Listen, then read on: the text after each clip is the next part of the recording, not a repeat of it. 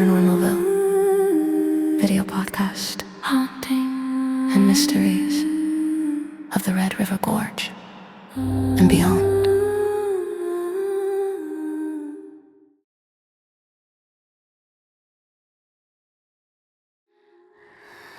Love beat, a beat.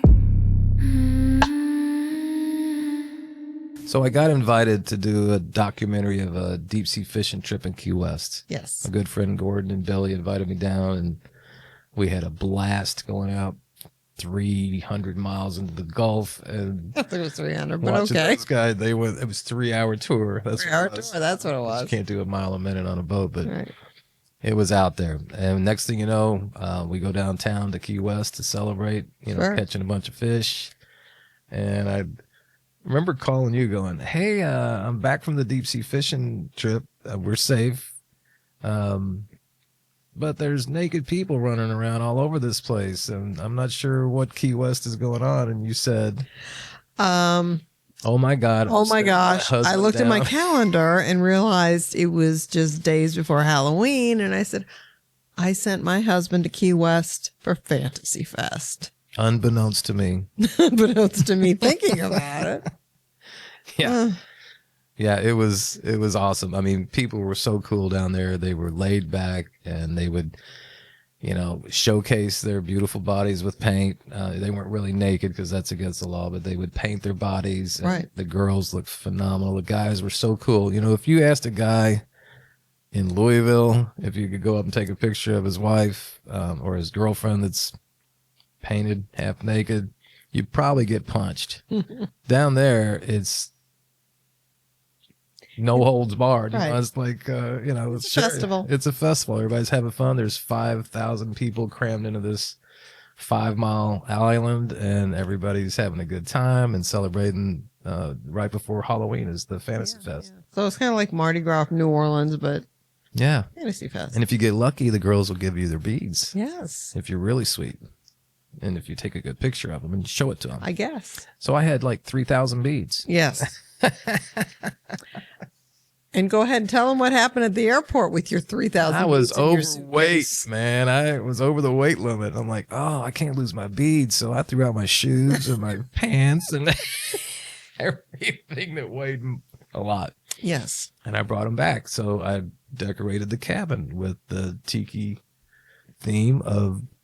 We have a lot of tropical and tiki themes because of your love of the islands and my growing up down there. And Got engaged in Maui. did get engaged to Maui. That's right. You didn't give me beads there, though, did you? No. I gave you my heart. Yes, you did. Thankfully. But I put these beads They're everywhere. everywhere. And the ones that I had left over, because I had 3,000 beads, I put up in the closet. And I remember one night, So they're hanging like on a big hook there. yeah, they're bungeed together and hanging on a hook. Yeah. And the beads are able to hang by themselves from the bungee. And I totally forgot about them. Yeah. Honestly, I kind of just stored them there because I didn't want to get them all tangled up. And I was in the kitchen one night and I heard what sounded like rattling bones.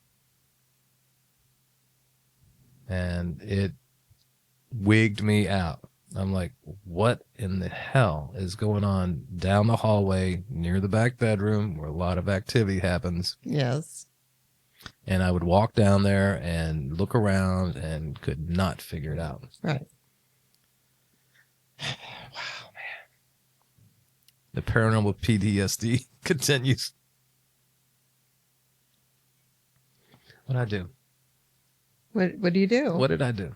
Well, you checked around. You said, I think it was close to an hour. You just kept going back and forth and go out in the other room and you'd hear it again. Back and forth and back and forth. Yeah. You actually even looked in the closet. You noticed the beads, didn't think anything of them. Mm-hmm. And this went on for quite a while. Mm-hmm. And then you went back to the closet. And that's when I tested your theory. I'm like, hang on a second. It seems like this sound is emanating out of the closet. Right. and I need to figure out what it is. And the only thing that I think can make noise are these beads that are hanging. So I picked them. The wall is here. The beads are hanging. I picked the beads up and let them gently fall back to the wall from my hands. Mm-hmm. And it made the most incredible sound that matches rattling bones. And Or what you were hearing. they're plastic beads hitting a pine wall. Right. And I'm like, okay, well, there we go. Somebody's been playing with my beads. And just so you know, this is the smallest closet on the planet. Exactly. Yeah. So nobody's in it. Poor Charisse lost her big walk-in closet when we moved to the cabin. And Yes. it's about a 10-foot cabin at the most. 10-foot cabin. 10 foot wide or long or something. And both of Not us are even. crammed in and out at maybe 6. That's about that. Yeah, it's only 900 square foot cabin, so there's not a lot of room for clothes. Right. And I don't know if I called you on that night or not. Yeah, I'm sure you did. I'm sure you did. Like, you're not going to believe what happened again. It was probably the next day you called and told me because it was probably pretty late at night as usual. So fast forward to 6 days later. Is that what it was? 6 days later. Yeah, so 6 days later after that event, I was sitting in the living room and basically I'm sitting still quiet.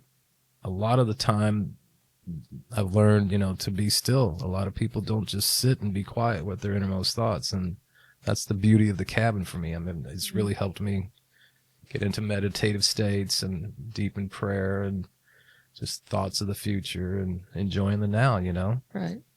And the next thing I know, I hear, and it makes the hairs stand up on your arms. And what do? Grabbed your gun. Again, have we determined whether we can shoot a ghost yet or not? Well, you weren't sure. You heard something strange. Yeah. Didn't know where it was coming from. So I had done what I've done several times before. I grabbed my gun and my video camera, and I start making my way back to the bedroom because the couch was actually facing towards the TV. We don't have a door that blocks the entryway to the bedroom, and I'm able to walk from the living room into the bedroom holding the camera and the gun. And I noticed on the stool next to the door frame, there was some Costco wipes or something like that. Like wet wipes. Yeah. In a plastic container. So I immediately started touching those and squeezing those. I'm like, it sounds similar, but it was a little deeper and richer of a sound than I was hearing. And I started looking around. I realized that the lamp beside it, that's another original lamp from the cabin when we bought it. There was a couple of, what do they call those? Wrist bands. Oh, like the memory wristbands and stuff, the plastic ones that usually have some sort of memory or... Yeah. There was one there for Ben. Yes. There was one there for Erica's daughter. Erica's daughter, Taylor. Mm-hmm. Taylor's wristband. And there was Margie's little angel. The bell that she'd given you. The bell, the Christmas bell. And there was Aunt Maymay's angel. Aunt Maymay's angel. That's what That's it was. the angel that was hanging from it. God rest her soul. She gave it to us on our very first Christmas we were together. She did. Yes. So I made some comments about how awesome, that these guys are there and they weren't making noise. And as I turned and looked over to the side, I realized that the closet has a bamboo curtain. Right. That has, a frame of palm trees and things like that to go around with the theme. Right. And some of the bamboo pieces were scattered all over the place. It's like, somebody had moved them. They usually hang straight. These were hanging cattywampus. Like somebody had just been in the closet and moved them. And I'm videotaping the whole time because I'm still not sure that nobody's around or jumping out of the closet. And as I went through the closet and looked up, I'm like, holy crap. There's the love beads. Mm-hmm. So between the bamboo moving and the wipes crinkling and the love beads hanging, that you're getting all your funky noises. That explained it. Yeah. So I have no idea what was happening, what moved what, and the rest is history. But that's the night you did call me. I did. You Oh, man. did. Yeah, You that was the called night I me. called you? Yes. Because after you videotaped your whole deal, you called me and you videotaped you calling me. Mm-hmm. Yeah. Yeah. So you had your camera set Well, in up. case something else happened. Right. And you called me and I don't know if I picked up the phone right away. So you called the house phone or something and you're like, call me back on the other phone. I said, okay, I'll call you back on the cabin phone. And I meant the iPhone because you want to FaceTime. Mm-hmm. And you give me the whole, so how's it going? I said, fine. And you're like, turn your camera. So you were in a mood. And it took me a second. I said, okay, what happened? And we've got that all on video because I just knew something else happened that wigged you out that night. Baby, just tell me what's going on. I heard some shit, Cher, and I can't explain what it was. I put some wipes on the bar stool in the room behind me. Uh-huh. And I don't know, it sounded like a cross between the plastic on the pitch of the plastic's a little too high from what I heard. I heard a more of a deeper grinder, but I heard like and it was right next to me. And then and the only thing I could think, and then the looks like the beads have been moved in the freaking I pulled out my gun for the first time, my .45, and just walked through the place with my camera on.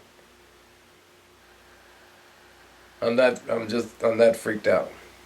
Yeah, why are the beads still hanging there? I thought you thought they were a little bit freaky the other day. Why didn't you take them out? No, because they're love beads. That's why. They're from love. Misty pointed that out, that they're all from all good energy beads. It's not like they're bad beads. I think they're just They were bad beads, but they scared you the other day. It wasn't it wasn't the beads this time. This was the opening to the the thing that you gave me for my birthday. Yeah. That goes in front of the closet. Yeah, the bead hanging. Oh, okay, those beads. I'm with you. It's not bead, the bamboo. It's a bamboo thing, yeah. Okay, this curtain, right? Baby, this was so audible, and it was 2 feet from me. And I heard it from a distance, and then I got right up. I was like, "What the hell is that?" Just another time that you actually captured, or we captured your reaction to something. Yeah, because you were by yourself. That footage, as a lot of things happen at the cabin, you were by yourself. Yes, but your reaction was stunning when you look at the video of how freaked out you were. Yeah, and I think that's one of the beauties of this podcast is that people are going to see what it's really like to live in a haunted cabin, to have things happen that you can't explain and you can't get your head wrapped around. Right. Over and over and over again. Something trying to get your attention. When it doesn't get your attention, it escalates to something else. Right. And it won't quit until you acknowledge it. Which it's weird too, because the show aired that we did for Terror in the Woods. It aired in October of 2017. Mm-hmm. And a lot of these things started really escalating in 2018, right after the show. Of course, we had the radio on, and then, that popping on. And then some of these things were January, February, March. Yeah. A lot of things in 2018 happened.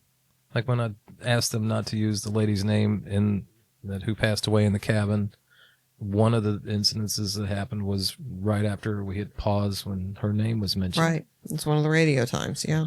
Yeah. And I think it's compelling video because I never dreamed of having a podcast at that point. I never dreamed of sharing it with the world. Actually, I was just documenting it, the phone call between me and Charisse to have in case something did come out of the closet at me. Yes. And I'm glad I did because it kind of shows people what it's really like. And it's, it's raw. It is raw. That's definitely true. I mean, I am losing my mind, folks. At this point, I've had probably 15 events. Easily 15. And you were by yourself. I'm always by myself. Yeah. And there's another song, You're Never There.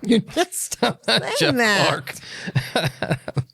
I won't forgive him for singing that. Yeah, exactly. But yeah, it's very, very overwhelming. I mean, to say the least. And I'd use the term cognitive dissonance because if your mind can't cope with what your reality is, you just start spinning. That's right. You just spiral. And I didn't even have the guts to tell you in the beginning. I remember that conversation very well. I'm like, so how you doing? Exactly. What's going on? You're like, what happened? You can just read your man Oh, so yeah. well. It's awesome. Exactly. So that is the love bead story. And we have actually been down to Key West a few times after that. And I do choose to leave the love beads behind so I can not pay the extra fare for a heavy suitcase. Ah, ah, ah.